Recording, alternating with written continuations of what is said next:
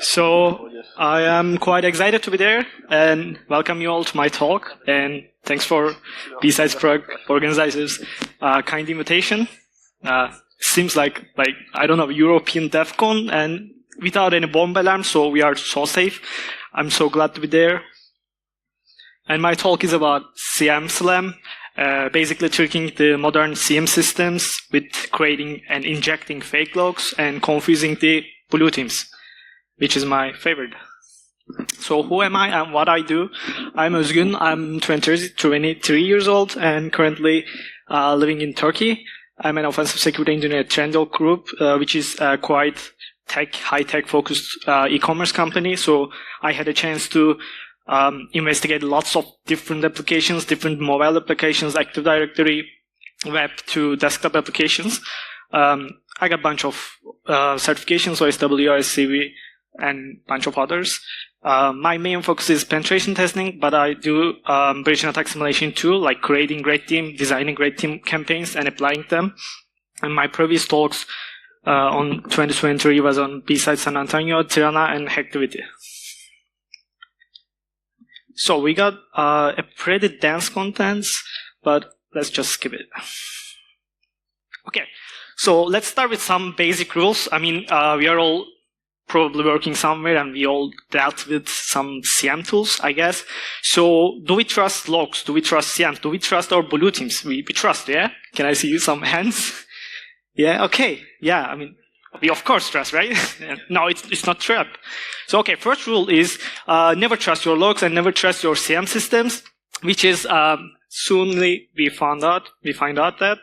And the second rule is so we are dealing with SIEMs as we talked earlier, but how many of us specifically using Splunk in their company, in personal? Okay, I see a bunch of hands. Okay, so you are saying that you are using Splunk. Well, okay, from now on it's better to not talk about that kind of things. And if anyone asks you about what product of SIEM you are using, just don't answer.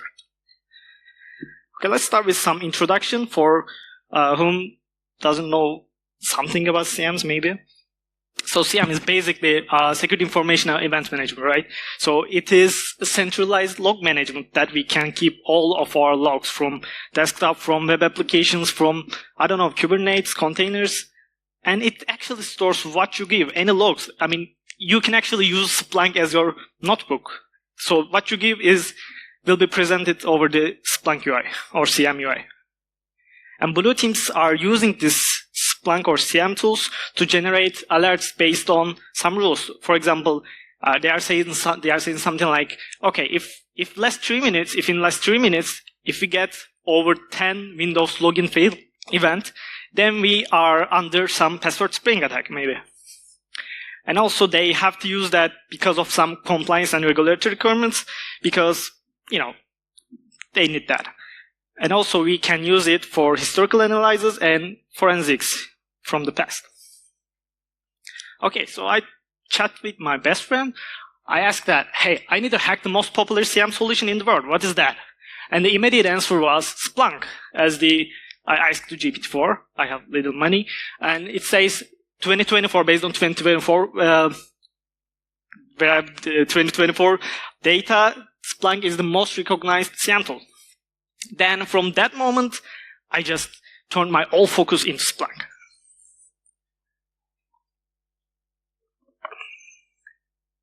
Okay, so example structure of the Splunk is, so we are seeing bunch of forwarders, data sources, intermediate forwarders, indexers, and search ads. So let's start with forwarders. They are basically Splunk agents that we built on any machine that we want to get logs, get data from. So it's not an external component. We just go into our Windows or Linux machine, install the universal forwarder.exe.sh, and just build it. And it actually collects the logs from some of the local files that you set. For example, audit.log, and forwards the logs from universal forwarder to intermediate forwarders, or as you can see from the above, directly to indexer. Second one is have forwarder. Have forwarder is like probably all of our companies have forwarders because we need some additional data manipulation before data is coming to the indexer. Have forwarders perform some parsing and indexing at the source and on the host machine and send only the parsed events to the indexer. So you can think it like intermediate extra data manipulation. So the deployment server is actually just sending some configuration, some extra settings, some other content updates to both universal forwarders, both heavy forwarders, sometimes indexers, but not so common. An indexer is basically transforms the all upcoming data into some events and stores it under some disk. And the search ad is actually where we running our searches. I mean, there's also some Splunk UI. We are writing our queries to Splunk UI, but it actually runs that queries into the search ads, and search ads just give some jobs to the indexers. So let's start from over. Forwarders consume the data, indexers index and search the data, and search ads just coordinate this all communication. And management console is just a set of dashboards, platform assets, something like Splunk admins do. And search ad is just a fancy part of Splunk that we all use and see the screen. It's Splunk UI. Okay, so chapter 1, what hacker needs. Okay, so let's consider a hypothetical scenario where consider an attacker who has managed to get into a company and has an initial access of some, let's say, Linux machine, and did some privilege escalations and got root privileges, or in case of Windows system privileges. What can hacker do after that step? She can data exfiltrate, steal some sensitive data and send it over attacker's C2 server, or just disrupt some business operations, or launch a ransomware attack. But in that, also some discovery needed, right? Because you need to discover more sexy targets in the network to hack with. But when doing all of this, the problem is attacker makes damn noise, and we are leaving so much traces, and this is the problem I need to get a solution with. Okay, so love is all you need? No. We need time to exfiltrate some data. Attacker needs more time to recon more, discover more, execute kill chain, and exfiltrate data over her C2 server. But we are making so much noise there. We are left some traces all over the SIEM logs probably. And Blue Team is already investigating us, right? Because we got initial access, we got our root access, privilege escalation, and we are constantly doing something. So Blue Team is probably already investigating us. So in that point, what can attacker do? Okay, so the main topic of this talk is we can create and inject fake logs. And by creating these fake logs, we can mimic another attack. Well, what I mean by mimicking another attack is actually that. Let's say you compromise the host on the left. Did I do it? Not sure. All right. The compromised host, and let's say you want to distract the blue teams. So what you will do is, after discovering that some payment server is going over there, you can just show that, hey blue team, your payment server got hacked. Do you want to do something, or do you still want to chase me? They probably go over after the payment server, right? So you are having some more time over there. And besides that, you can spam some logs and make some noises. And it could have some, downgrades in case of wasted dollars. If your Splunk instance charge you with the event count. So how it all started? So I was doing some security device inspection. I woke up, washed my face, get some coffee, and like all of you doing, we investigated EDRs, SIEMs, valves, right? So, in that point, what red teamers actually do is, after we got some root privileges on the Linux host or Windows host, it is pretty much harder on Windows because of the PPS, but in Linux, you can just kill the EDRs, right? Kill Falcon, kill other antiviruses, or kill SIEM logs. Why do we want to send logs again.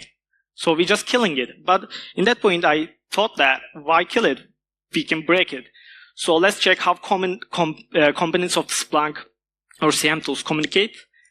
And I saw something, and I noticed that the traffic between the forwarders and indexer is plain text. I mean, what the heck? Why can I see my host IP, my host name, the comment that I just executed on the host? I can see those as the plain text. So what can I do with that? So it actually determines my research focus. So research focus was analyzing the modern SIEM tools, especially Splunk, only Splunk for now. And with default configurations, what can we do? Let's investigate forwarders and indexer communications, do some man-in-the-middle type of attacks, and inject logs. And for red teamers, we can actually use that log injection as part of the red teamers. You know, after the post exploitation, after you get root access, you can do that. Okay, explore and exploit. So sending logs is quite easy, as I said before. It has like positive aspects for blue teams, negative aspects for who knows that attack. After that, you. So let's explore the SIEM traffic. So I intercepted the forwarder's TCP traffic by creating some kind of IP tables rules, like let me examine all of the packets before it goes outside. And I parsed it, I made it readable, and I started to detect usable headers. And I found some executed commands over there, hostname, IP addresses, some machine IDs, because it also sends the machine ID, which can be found under the etc machine ID. It's a unique value. And after all of that, after modifying it, I fixed that the TCP packet structure, which I mean fixing the checksum length because of the TCP headers. I modified the TCP packet and sent. And what happened is we actually made search that looks like I executed some other component, some other command. So first one is outgoing SIEM logs from forwarder. There's some queue that I created with IP tables. It looks like it's between the forwarder and indexer, but actually it's just inside the forwarder because I'm just setting a IP tables rule. So I just make it to like look easy. But attacker intercepts the packet from queue, like before going outside, get the packet, read the data. Okay, check the desired data. If desired data there, just find and replace it with the malicious command, let's say, and make the packet go again. And after modified log goes to the indexer, you can see the lovely face of the confused blue team over there, because they gonna see that, oh, this machine got hacked. Okay, injection, how injection works. We are not creating a log, we are just modifying it, right? So what I show you is I'm just modifying logs on the fly. I'm actually not creating logs. So how can we create our desired logs? I mean, I couldn't find all the logs. I can't create stretch log. So what we do is do the same interception, do the same IP tables, and execute commands in parallel, like the image states, which I created using Dolly, I guess, and which is pretty sexy actually, because it's actually executing commands with his left hand and injecting with his right hand. So execute commands in parallel, capture your own actions log and modify it as you wish, and send it to indexer. So with this way, we can actually create a new log. Okay, but there's a problem, right? I mean, what I did say is execute shell command on your own command, on your own host machine, and then capture it and change the host IP. Okay, I can do it, but do you want me to execute some malicious commands on my compromised host machine? That doesn't make any sense. So what we did is generate hashes of the desired commands. Let's say you wanted to run some ransomware, just hash the random ransomware command and execute the hash. Keep them in a map, and when you listen and intercept the traffic, when you see that hash, just replace it with the original one. What did I mean was, let's say you want to execute wget evilsite.com malware attack, right? So instead of wget, you will execute A92C, which is probably I used SHA-256. Take first part, and after that, the below image shows that packet phone with target data inside, and target data was A92C. When I saw the A92C on the packet, I just immediately replace it with the wget. And for the second command, I just find that string hash in packets and replace it with the other side.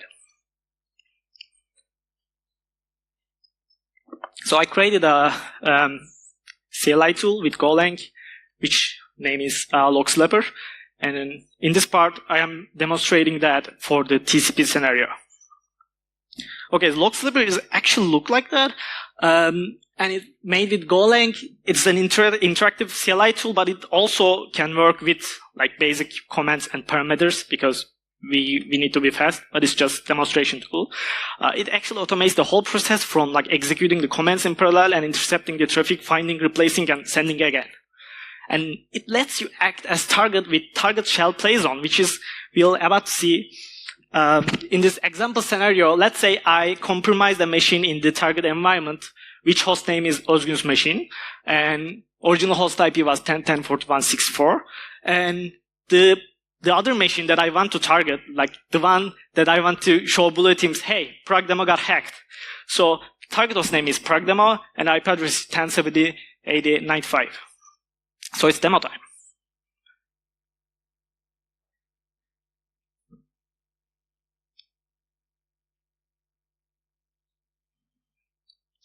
Okay, once we get help menu, you can see a bunch of comments over there, like interactive mode, but besides of that, there's some bulletin attacks mode, which we'll explain later.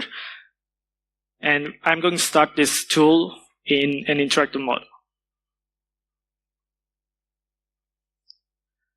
And what am I showing here is, currently on the Splunk UI, you are just seeing the logs from Özgün's machine, because let's say there's nothing, no another machine on the network. For demo purposes, you are just receiving data from Özgün's machine because it's the only data exists.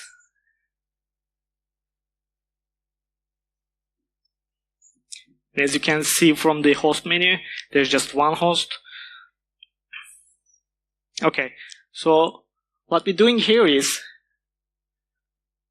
it works with some host file and starts with detecting the target Splunk instance. You don't have to give any index or IP address. It can automatically find that by intercepting your traffic again and find who am I sending logs to, and find the target indexer's IP address and save it into a host file. So it is detecting the target Splunk IP for like listening to traffic for 10 seconds. So after that, it found that we are actually sending logs to 10.10.41.63. So we are entering the target IP. We want to mimic, we want to show that it's hacked, 10.70.80.95, and Pragdemo as the host name, and which will be explained later. Okay, so there's a 4 different menu. We are going to select the target shell mode, and it actually spawns a target shell play zone. Okay. Firstly, what it did is it sets up the IP tables rule to intercept all upcoming packets.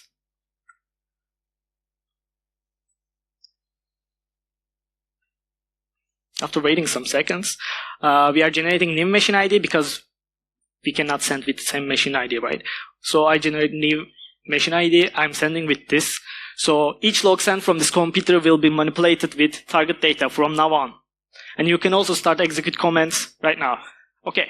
So what you did see here is it's a target shell play zone. You can enter commands to make them look they are executed on the target system. So the targets of us is Pragdemo with the IP address and with the machine ID. So let's say we are executing some malicious commands.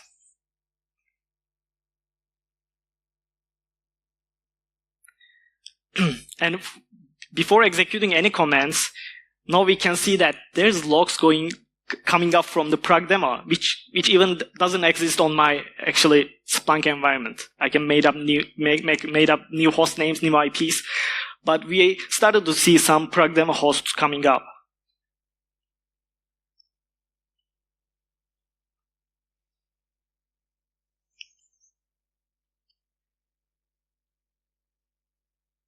it sends already over 50 logs. So let's say I want to execute wget evilsite.com, download some malicious.sh, right? So after immediately, my fake hash log is going out my machine. I captured it, changed the wget, changed the A92C, changed the other hash with the correct values. At the same time, I am also changing the original host name with the prog demo, original host IP with the fake IP. And also I want to do some nesting, so I started malware SIH with encrypt all. I mean, can you imagine what blue team would react when they see this log in their SIEM environments, which they trust? Okay, so I am doing some filterings on Splunk. I'm creating exec W, exec V. And what we did see here is there's actual logs coming up from prog demo, and it executes sudo wget evilsite.com, which even not exist. And you can see that we also changed the host name, host IP, and the machine ID with the desired ones. And after that, we can even see that they encrypt all the stuff. Pretty fucked, right? I mean, in this point, I just don't want to be blue teamers anymore, which I'm not. So this is actually what happened in our demo, but we have more stuff. Okay, so I said that universal forwarders actually not like creating logs, they are actually reading it from some log files, right? We can also manipulate that. So what I mean by that is universal forwarder, just the basic program. So why don't we mess with logs? So in the inputs.conf, which is Splunk's basic file, that, okay, we are saying that read logs from this file. When a new entry is added to this file, just get it and send it to the indexer. So we can add some whole new file to there, or we can just manipulate the other files. And I actually put some new line, like sudo logedit event to the audit log, and it actually also reflected to the page, which is a pretty more basic attack. But you cannot change anything else. Like, as you can see, we have our host IP as the original one and Özgün's machine. We also need to capture it on the fly, because we cannot just define host machine or host IP on the command line. Okay, chapter hack. What is hack? Or should I say what the heck? Because you are not going to like what you see. Okay, in case you need some logs of your applications, and let's say you have some public instances, public web apps, public mobile applications, and you want to get logs from there, Splunk made a genius component called hack. So you don't need any universal forwarders anymore to execute on the target component or target web app, let's say, and it lets you send data events over the HTTP or HTTPS, hopefully, and it's token-based JSON API. It uses the token-based JSON API. And one of the Splunk guys seems very proud when answering like this. Unlike authentication tokens, hack tokens do not expire, so congratulations. Okay, example hack implementation is actually like that. Let's say you put your public heavy event forwarder or indexer, which is open to public, your token here, and the payload you want to send. For example, I sent some gate ID, some entry state. Let's say that it's a turnstile or just store. Okay, so when we look at the overall picture, the right part is what we already discussed.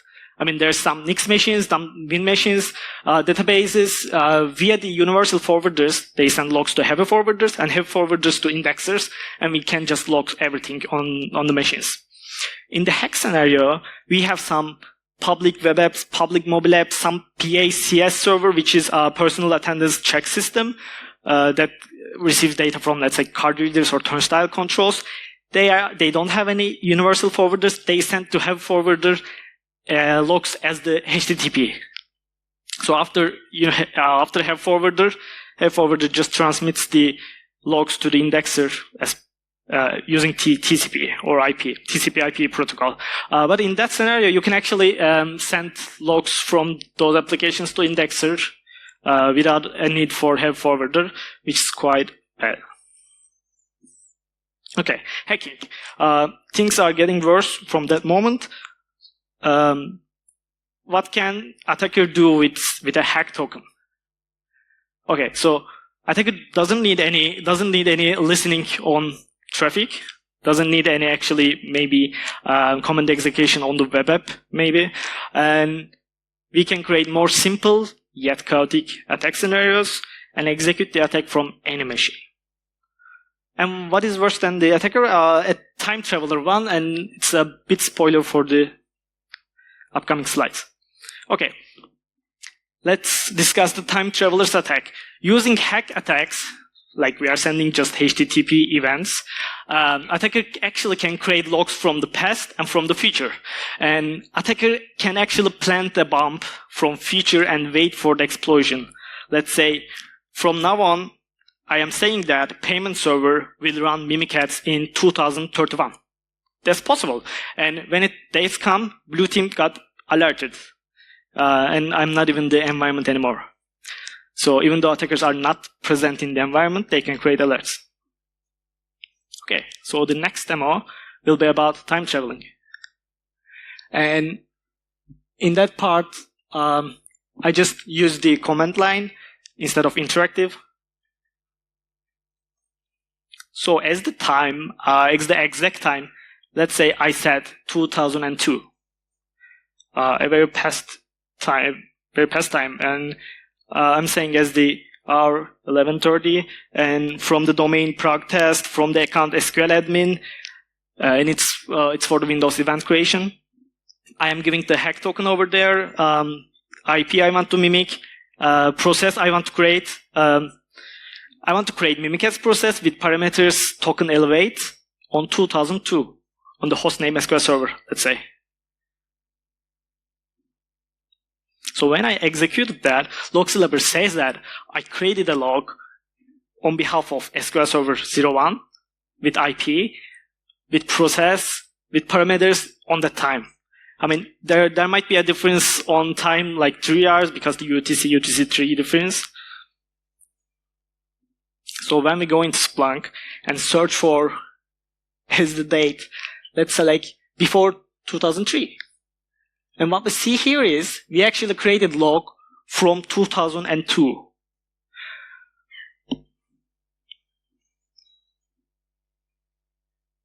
Yeah, I mean, it doesn't make any sense, right?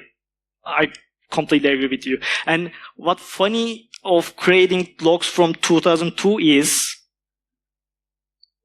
actually, I mean, Splunk founded on 2003, man.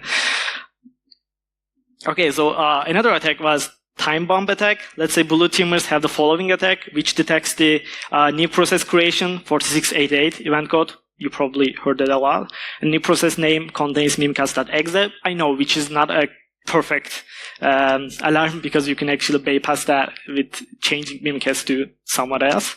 But let's say our lovely blue teams made that alert. And it's checking every 3 minutes, the past 3 minutes. So,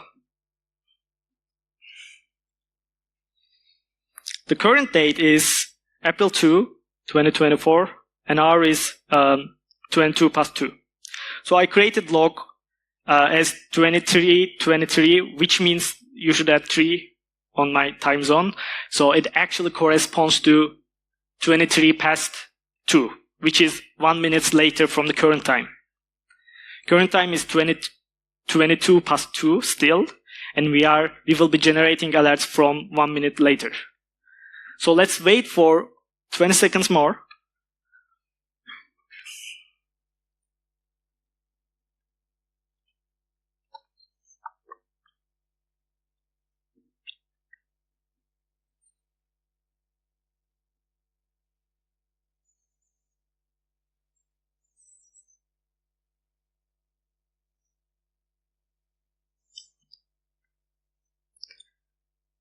Okay, it's now 23. And this is my alert screen. It was a previous alert, which is from the same days earlier. Just don't mind that. What we're gonna see is a new alert is coming up.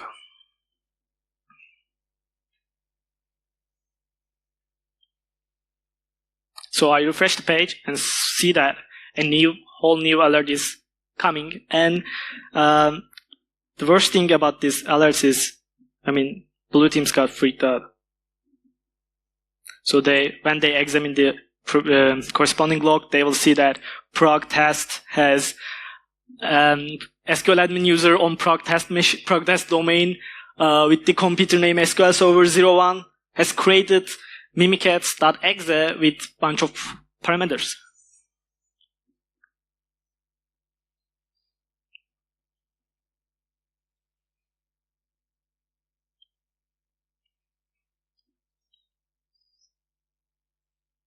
And on the mail, on the classical mail, probably when we executed this attack, this is most scary moment for the blue team. They will receive some mail like that.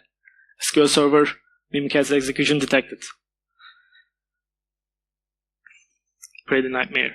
So we can also do Windows event spam, like I said.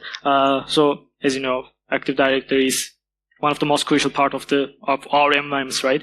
So companies tend to have much more alerts, much more hardenings on that components. For example, they probably caught you if you tend to do some password spying or pass the hash attack. And this demo just does that. This time I will open my log slapper as interactive mode, entering setting a new config with hack token. This is how can I give hack token on log slapper by setting a new config. So after the hack attack mode, I will choose the bulletin attacks and Windows mode, and let's say login success event spam.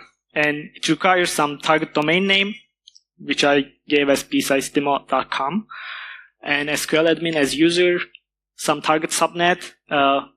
Why we are giving target subnet? Because it will create a bunch of login fail or login success events from this subnet. If after the reconnaissance part, if you know the targeted subnet, you can just give this target subnet or give IPs manually.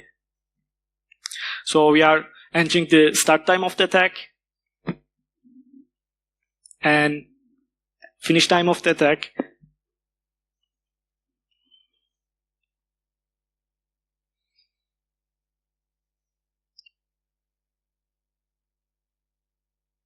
And how many login successful attacks I want to send. So it gives you a table that says, hey, I created those logs and sent to the indexer. There are some host names, there are some IPs, and there are some randomized times that you selected between. So it creates login successful events on those host names and IPs. So when we go into Splunk and type our search query as index win event and specify some account domain, and then you will see that 25 events are actually came to our Splunk UI.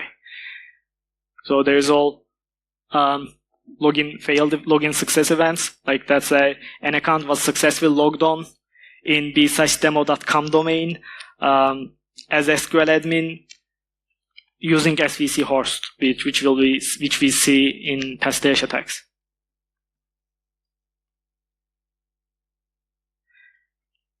And this one is for the log fail attempt. Let me just skip that fast. So it also creates a bunch of logs as login failed from those host names and those IPs. And when we search for event ID 4625, I guess, 24. So it says, oh, this one account successful logon, sorry. And this was the login failed attempt. I said prog.com administrator is failed to log on to those computers for 20 times between those dates. So when we search for 4625 event, which is login failed event, we will see 20 events are actually came, and they are showing that an account failed to log on. It's probably a password spraying attack. I mean, the scariest thing is if a blue teamer doesn't know about this attack, doesn't know that if SIEM is actually, or logs are should not be trusted and can be manipulated, they will be freaked out when they see that. So chapter 7, fighting back. You might say, Özgün, I mean, just encrypt it, right? Why don't we encrypt it? Splunk is a beautiful company. They already implemented some encryption. You can use it. You can import TLS certificates, public key, private key. It's pretty much secure. But they disabled it on enterprise by default. I mean, what the fuck, right? So if you just set this up, you don't have any encryption. Probably none of you actually have. Because there's a reason about that. I mean, Splunk also can say, okay, I'm giving you some certificates. No problem. But the problem is root certificate is the same in every Splunk installer. I mean, if you decided to use Splunk's default certificates, an attacker can just get the private key from their own instance and use it on your machine. So what are we going to do? We simply enable the encryption on the forwarding, right? Do not use the default certificates, distribute the root certificates, and keep our eye on these root certificates. Make sure that they are not just revocated and they are secure, but we need to also pray that the CPU doesn't burn out. This is why none of our company can enable the encryption.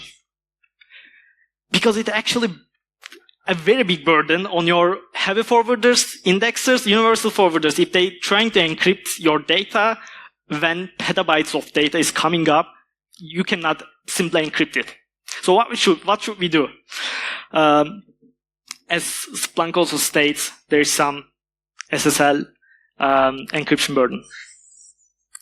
And let's talk about some detections. On indexer and heavy forwarder logs, at the end of the day, we are sending from Y machine to X machine, right? So you can actually check the source IP with the host IP in the log. But you can do it periodically, but it's also a performance issue. There is a hidden index time field, which actually gets the time from the indexer, so you can actually detect the time traveling attack with getting the correct time. But most of the blue teamers just using it for debugging purposes. And hardening, some ways to detect, change your hack tokens periodically. If your head forwarder will publicly, just do your port restrictions. Do not use public indexer. Use head forwarder to configure it. And you can implement your own, I mean, you shouldn't roll your own crypto, but you can do some checks. As the roadmap, we will add log slapper for Windows, hack other popular SIEM solutions too, and we want to integrate this as the post-exploit model to the, let's say, Cobalt Strike. So let's confuse blue teams together. I published my log slapper just yesterday night for you guys. So you can just test it and hack your own Splunk instance, and you can contribute with new built-in attack types and extra customizations. And we can maybe share the live suite coming from Cisco. And thank you so much. That's my Twitter mail. You can reach me on LinkedIn, and I want to thanks to specifically to my SecOps team in Trendyol, Onur Yusuf on offensive security team, Asil, and Suat Çelikok from Splunk. Thank you, guys.